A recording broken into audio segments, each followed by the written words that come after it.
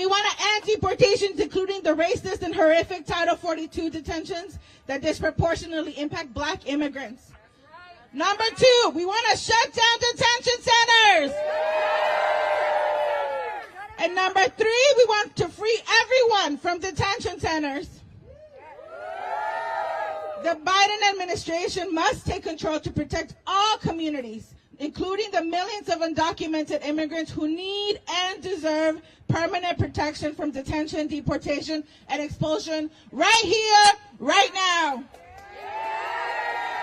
Free them all! Free them all! Free them all! Free them all! Free them all! Free them all! Before we get started with our program, a few housekeeping items to remind about the COVID protocols in DC Action. Everyone participating in DC Action is required to wear a mask. Please practice social distancing. Speakers will wear masks while speaking. Mics will be sanitized each time. And we have extra masks on site if you need one. Our demands today is to shut down detention centers, stop deportation, and free them all. So we're demanding the President Biden to do your job. Do your job. Do your job. Do your job. Do your job. Do your job! Do your job! Do your job! Our first speaker today is Setare Gandahari. Setare Gandahari is the Advocacy Director of Detention Watch Network, a national coalition building power through collective advocacy, grassroots organization, and strategies communication to abolish immigration detention in the United States. Manages the DWN Federal Advocacy and works along DWN members and coalition partners to end immigration detention. Today, we'll share about the troubling trends in immigration, enforcement, detention, and deportation, and what the Biden administration needs to take action now.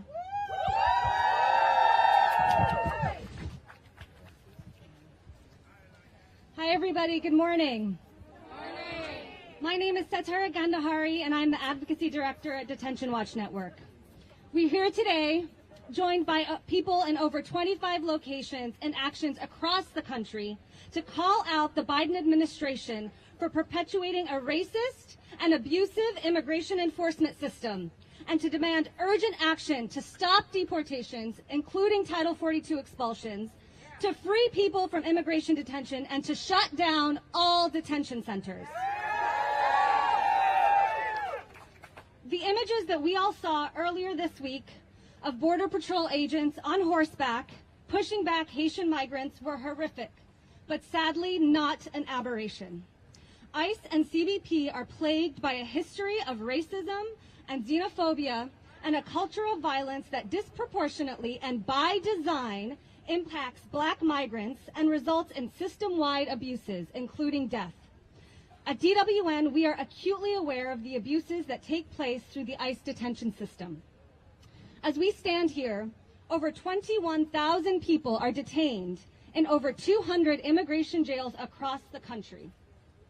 The number of people in detention has increased at an alarming rate since President Biden took office, nearly doubling in mid-July as community members continue to be arrested and detained for deportation. The Biden administration, as you heard earlier, shamefully continues to defend Trump-era policies, including the Title 42 expulsions, doubling down on racist and anti-Black border enforcement that disproportionately is impacting Haitian migrants today. This is unacceptable, full stop. And now we hear of plans to renegotiate immigration detention contract at Guantanamo Bay, a place with a shameful history, including locking up thousands of Haitian migrants in the 1990s to prevent them from requesting asylum. And later, it became the site of unlawful detentions and torture of countless people during the War on Terror. This move, despite the resounding and decades-long call to shut down Guantanamo, is appalling. The administration's treatment of immigrants, and particularly Haitian asylum seekers, is unconscionable by Black. President Biden promised to bring justice and fairness to the immigration system, and instead, his administration is responsible for perpetuating the same harms as Trump, Obama, and numerous administrations before. This is a moment where the administration has a choice. It can choose to go a different way. President Biden can choose to stop the deportations and close the detention centers. Over the last several decades, Detention Watch Network, along with many organizations, news media, the government's own inspectors, and elected officials have documented the abuses that are inherent to immigration detention. From inadequate water, moldy and rotten food, lack of soap and other hygiene products, to forced labor, medical neglect and abuse, and verbal, physical, and sexual assault. Last year, we saw the highest number of deaths in ICE custody in the last 15 years, tragically losing 21 lives to ICE detention. The most recent death was just last month under this administration. The COVID-19 pandemic only exacerbated these conditions, shedding light on ICE's deliberate failure to protect the people in its custody, not providing sufficient access to testing or masks or vaccines when they became available, refusing to free people as recommended by public health experts and ordered by courts. People can and should be allowed to navigate their immigration cases in communities with their loved ones, not locked up behind bars. People in detention and their loved ones have been calling on us for years to pay attention. In the last 18 months alone, almost 3,000 people in detention have participated in hunger strikes and in other types of protests to demand dignity and freedom. It's time that President Biden heeds their calls. The only acceptable solution is to stop deportations, free people, and shut down immigration detention centers to finally end the cruel and unnecessary policy of detaining immigrants. Detention Watch Network members have been organizing for years to achieve this vision by bringing attention to the abuses inside detention, amplifying the voices of detained people, and successfully pushing for the closure of individual facilities and halting ICE's efforts to expand the system. 3 years ago, we launched the Communities Not Cages campaign to amplify these local demands. As the Biden administration took office this year, we relaunched our effort as the first 10 to Communities Not Cages campaign to demand the closure of 10 facilities that are emblematic of every single immigration jail in this irreparable system. The first 10 detention centers provide a roadmap of where the administration can start to shut down facilities in a system that is inherently abusive, unjust, and fatally flawed beyond repair. As the Biden administration fails to act, this broader call and demand for communities not cages becomes increasingly urgent. Earlier this year, President Biden announced the closure of the Irwin County Detention Center, the site of years of medical abuse and neglect, including gynecological procedures performed without informed consent. But Irwin is not unique, and shutting Irwin down is not enough. Since that announcement, we've seen a troubling pattern of expansion emerge as ICE attempts to increase detention capacity across the country, and is doing so in direct contradiction to Biden's campaign promises to end for-profit detention. While it ends private prison contracts with the Department of Justice, it quietly negotiates those same contracts with the Department of Homeland Security. We firmly reject all trade-offs that pit our communities against each other, whether for border enforcement, legalization, or criminal system reform. All of our communities deserve better. Despite Biden's ongoing failures, communities across the country from California, Washington, Oregon, and New Mexico to Illinois, New Jersey, New York, and Maryland are moving forward to limit the ability of local governments and private prison corporations to create or renew ICE detention contracts and to dismantle the system. It is time that President Biden joins them. End deportations, shut down detention centers, and free them all.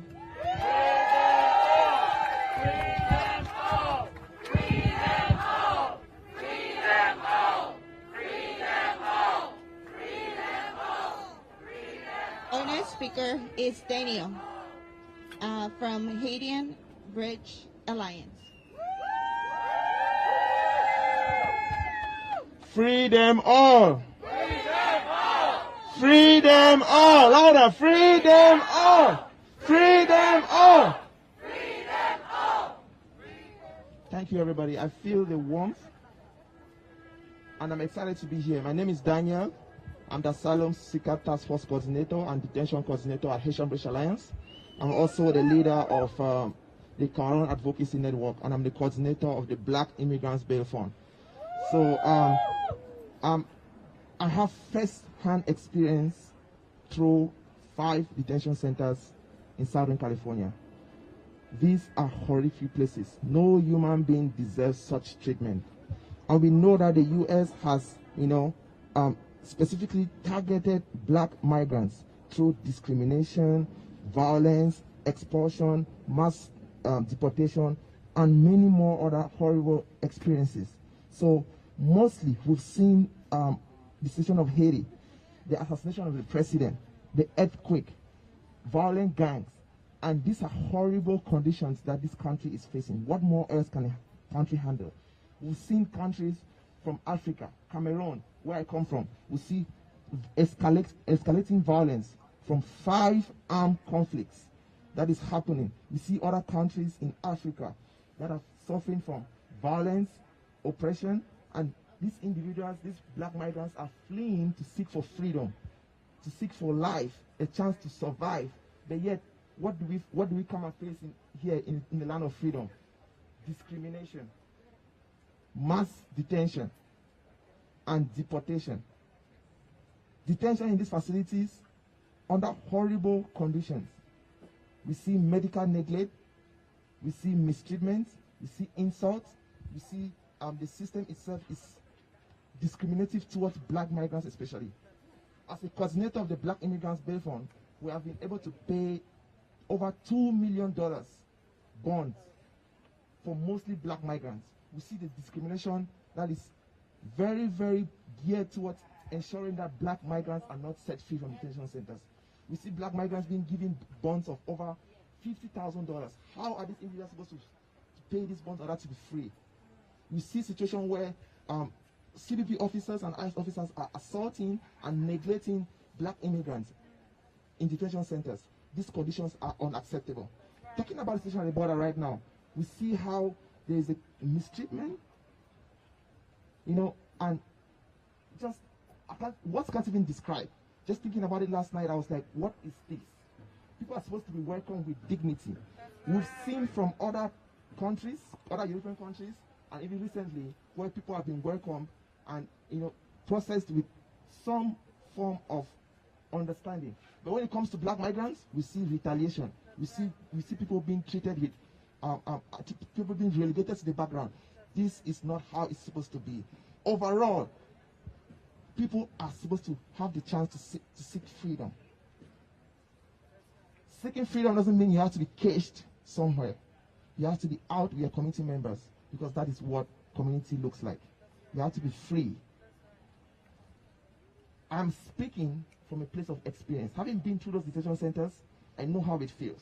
So we are urging the Biden administration, we are urging the Department of Homeland Security to shut down these detention centers and set people free. People deserve to be free. People deserve to be free. There are communities that are ready, there are organizations that are ready to welcome these people seeking freedom. We have seen the implementation of alternative detention. These alternative detention don't work because they're not implemented with dignity. It's a very interesting story. A community member was at a gathering with an ankle monitor, and immediately the ankle monitor starts screaming. I'm sure that some of us here who have worn those ankle monitors before, and we know how hurtful those things feel. The ankle monitor starts screaming, report yourself, or you'll be arrested. Tell me, if that was you, how are you going to feel? So alternative detentions are not executed in a humane manner as well. So let them not tell us about alternative detention. We need people to be free and free completely and not be caged in cyber prisons. So we have to free people and let them go to their community members. So shut down all detention centers, set people free, send them home to their communities. Free them all! Free them all! Free them all! Free them all!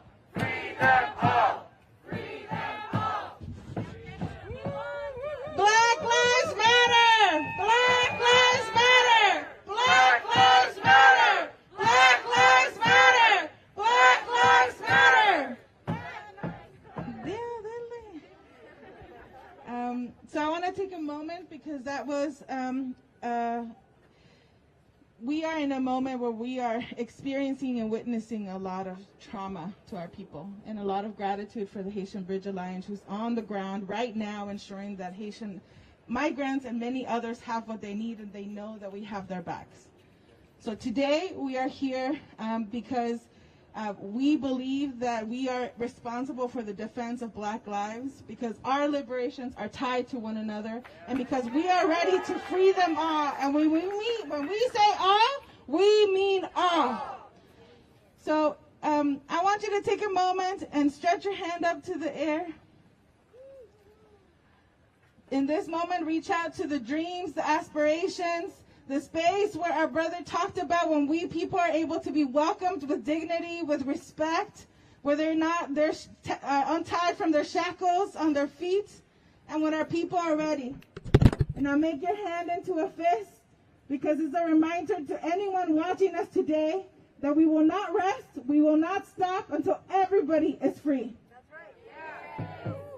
Immigrants and refugees navigating their immigration system should have been able to do so in community with their loved ones, not behind bars and immigration detention centers. Raise your hand if you know someone that has been detained or have been detained yourself. Our next speaker is Hector Granado, who is currently detained in Chrome Detention Center in Florida. Hector was born in El Salvador and has been in detention since October of 2020.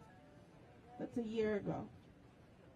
ICE first arrested Hector outside of his home in Fort Lauderdale while he was with his kids and wife on their way to work and school. He was later detained at the Glades County Detention Center, which is widely known for its inhumane treatment of physical, emotional, and mental abuse, as well as numerous violations of immigrant rights. And on Tuesday, May 18, 2021, Hector was transferred from Glades to Louisiana, where he was told that he would be deported that Friday. And that same day, ICE transferred Hector again to the Chrome facility in Florida, where he is currently held. Part of how immigration detention operates and thrives is through isolation. And we are here to tell Hector that he is not alone. Hector is not able to be with us today. So while we play his audio, I want to ask you to ask for permission from your partner on your left side, and if they grant you access for you to hold their shoulder as we listen to Hector and what he says. Hector. Hace un año que detuvieron a Héctor y nosotros llorábamos todos, los niños y su esposa y yo, y Héctor ha estado malo también. En Chrome dice Héctor que hace poco a él le dio COVID y él andaba malísimo y él les pedía que le hicieran la prueba del COVID y no se lo querían hacer. Me llevaron para la enfermería para que me chequearan y no quisieron, me laquearon 2 horas en la celda y no quisieron hacer nada, no me hicieron nada, no me dieron pastillas, no me dieron nada. Héctor ha estado detenido por casi un año. Es hora de que esté con nosotros, su familia y su comunidad ya. Textea Héctor a 877 para pedir que liberen a Héctor ya. Héctor has been in detention. Take a deep breath in. No me hicieron nada, no me hicieron nada, no me dieron pastillas, no me dieron nada. Héctor ha estado detenido por casi un año. Es hora de que esté con nosotros, su familia y su comunidad ya. And as you heard, ICE continues to keep Hector from being with his community and with his family.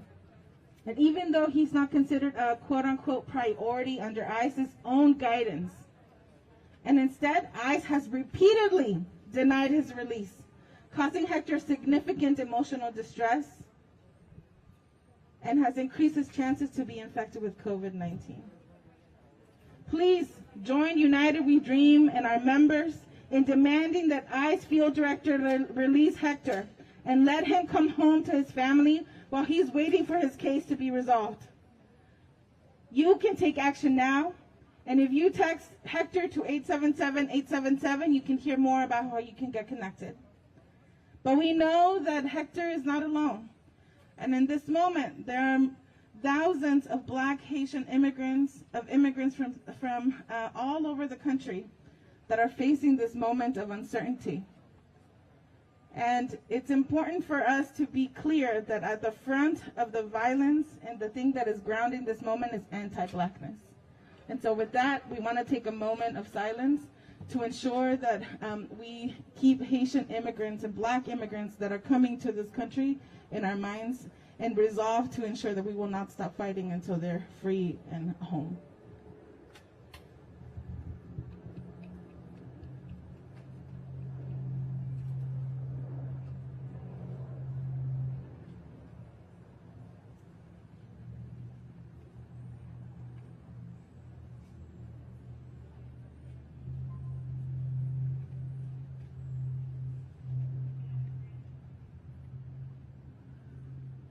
Thank you.